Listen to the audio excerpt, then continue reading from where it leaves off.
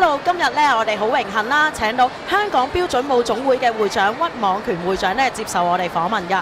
咁啊，屈會長啊，我想問啦，點解咧你哋個會咧不嬲咧就好少同其他機構合作搞比賽㗎？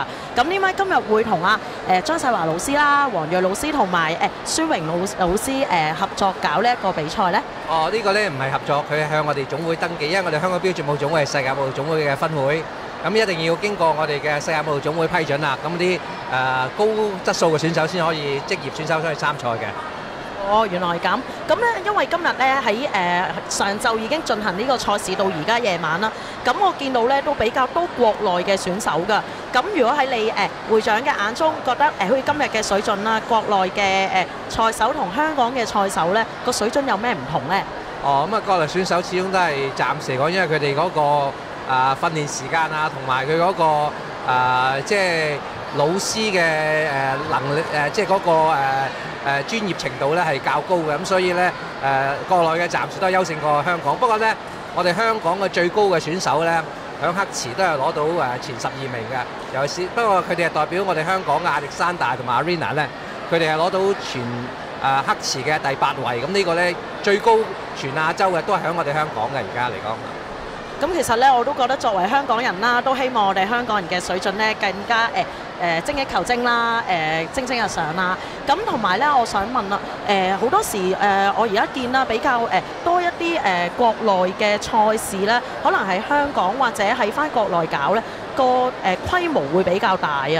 咁其實譬如作為我都知你搞比賽搞咗好多年啦，咁覺得俾咩意見香港？譬如啲老師或者其他會長或者點樣去提升呢個賽事嘅質素，或者更加可以搞得大型咧？有咩心得咧？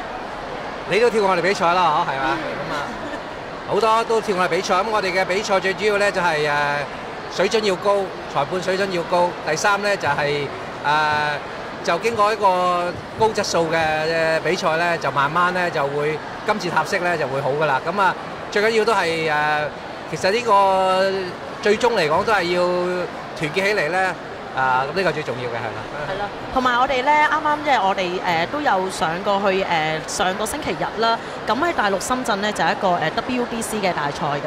咁我哋見咧個規模啦，同埋可能亦都好多一啲企業去贊助一個比較即係個賽事咧會好全國化。咁其實我哋香港有冇機會可以搞一啲咁全國賽啊？同埋比較咁多企業去贊助嘅賽事咧？有機會嘅，不過咧呢個咧就係而家要努力啦。不過咧就最主要都係深圳嘅比賽咧，就都係經過我哋世界舞蹈總會批准嘅。咁啊，所以咧就香港嚟講咧就都會有可能，都要大家團結先有機會嘅，係啦。同埋我哋啱啱喺深圳個比賽咧，咁佢嗰個舉行嘅地點咧，就係呢一個深圳灣體育館。咁我哋去到咧就會覺得個場地個硬件咧就好好啊。咁其實香港你覺得有啲乜嘢場地或者可以同呢一個深圳灣體育館去媲美咧？紅館都得㗎，紅館比深圳灣差唔多，不過咧紅館咧就需要好多力量支持先搞得到嘅，係啦。紅館都差唔多嘅，係啦。咁希望我哋香港有一日可以喺紅館啦，或者比較大型嘅地方可以搞一啲比較國際性嘅賽事啦。咁今日多謝晒阿屈會長接受我哋喜舞訪問，多謝晒。